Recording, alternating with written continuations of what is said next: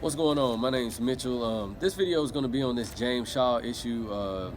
If you don't know James Shaw, he's the Waffle House hero during that mass shooting in Nashville, Tennessee.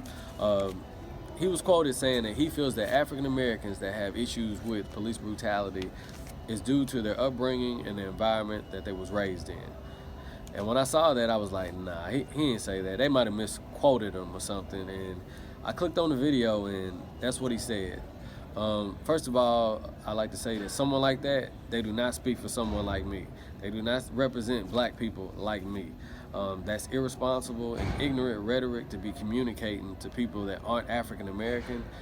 That's irresponsible and ignorant rhetoric to be communicating to African Americans that aren't educated on police brutality.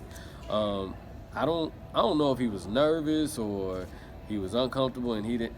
Whatever type of goal he's trying to pursue in activism or trying to be a public positive figure or whatever it is, like he's not ready. He's not ready. He's getting ahead of himself. To communicate that type of dialogue, that's a slap in the face to parents that are actually trying to go out here and raise their kids right, parents that put their kids in good environments. That's a slap in the face to my parents. That's a slap in the face to someone like me who became a victim of police brutality at the age of 22. I was on West End outside of a restaurant. 10 minutes conversing in the restaurant, outside of a restaurant, after eating with my friend, we were approached by a security guard. This security guard, he asked us for our IDs. He was not in uniform, so we asked for a badge number. He threatened us by reaching for his gun. 2 minutes later, my friend is in handcuffs behind his back, face down on the ground. 5 minutes after that, I'm face down on the ground with my hands behind my back with a 300-pound man knee on the back of my neck while he's slamming my head into the concrete. My face is bleeding. I later on that evening go to the hospital to find out that I have C3, C4, and C5 spinal cord damage. Again, I never saw the back of a police car that night. I never went to jail that night. I went to court 2 months later and that charge was dismissed. With it being dismissed, if you don't know me, if you're someone like James Shaw that doesn't do real research on police involvement with the African American community, you would think that my incident never happened.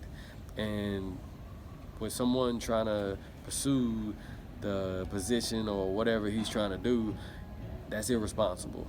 I kind of compare this to a woman that likes to wear revealing clothing when she goes to the nightclub.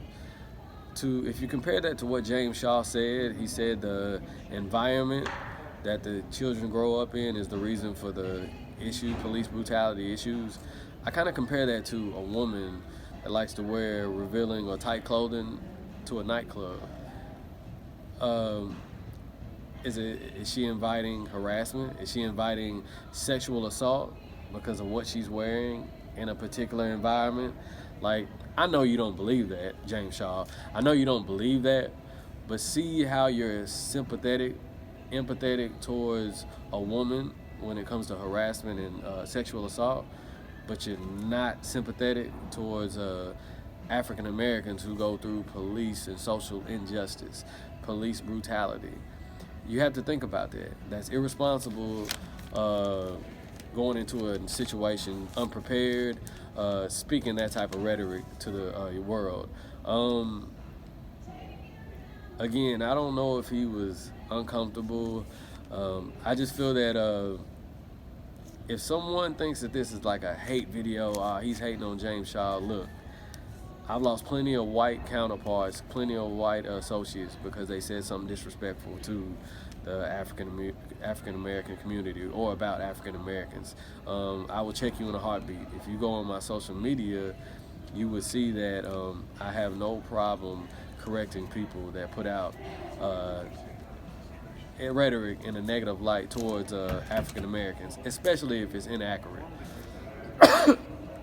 it kind of makes you think about the friends that he has, the camp that he has around him, because I couldn't imagine my homeboys, or any of my homeboys, allowing me to get on a platform and say those words.